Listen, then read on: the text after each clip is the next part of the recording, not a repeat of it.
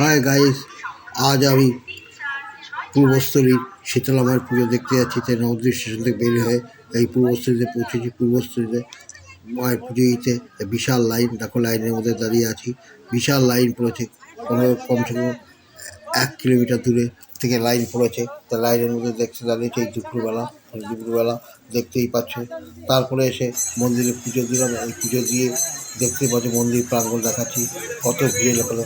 এবছর যেন খুব বেশি লোক হয়েছে এই সেই মেলা। বহু প্রাচীন প্রতিমা, খুব জাগ্রত প্রতিমা, তাই এখানে সব লোকে তাই মানত করে আসে পুজোতে। এই দেখো ডালার দোকান, সমস্ত কিছু দেখাচ্ছি তোমাদের সামনে। এই দেখো সুন্দর চতুর্দল করে প্রসাদ নিয়ে এসে ধূপ ধুনে নিয়ে মায়ের কাছে এসে হাজির হয়েছে সবারই মঙ্গল কামনার জন্য। এই গ্রামবাসীরা এসে হাজির হয়েছে। তারপরেই দেখো আমিও মেলাটাকে তোমাদের ঘুরে ঘুরে দেখাচ্ছি। দেখো মন্দির প্রাঙ্গণটা চারিদিকে দেখাচ্ছি, কত সুন্দর এরিয়া। সারা বছরই এই সময় হয় এই মেলাটি, এখনও 7 দিন থাকবে। তাই তোমাদের ঘুরে ঘুরে দেখাচ্ছি, দেখতেই পাচ্ছ। দেখো এই দেখো মিষ্টির দোকান, ফলের দোকান, ভোগের দোকান যেটা বলে ফল ভোগের, সেই ভোগের দোকান। এই দেখো প্রসাদ নিয়ে যাচ্ছে।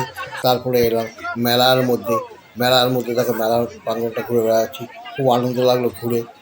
দেখো মেলাটা চারিদিকটা তোমাদের দেখাচ্ছি, তোমরা দেখো ভিডিওর মাধ্যমে তোমরা এসে এই মেলা ঘুরতে পারবা। গ্রাম্য মেলা যাকে বলে, খুব সুন্দর মেলার পরিবেশ। তারপরে এই দেখো দুপুরবেলা এখন একটু উপোস করেছিলাম, কিছু আহার করছি, কিছু মুড়ি কিনে নিলাম আর একটু চপ কিনে নিয়ে খাচ্ছি। এই বাগানের মধ্যে কত সুন্দর বাগান, দেখো চারিদিকটা।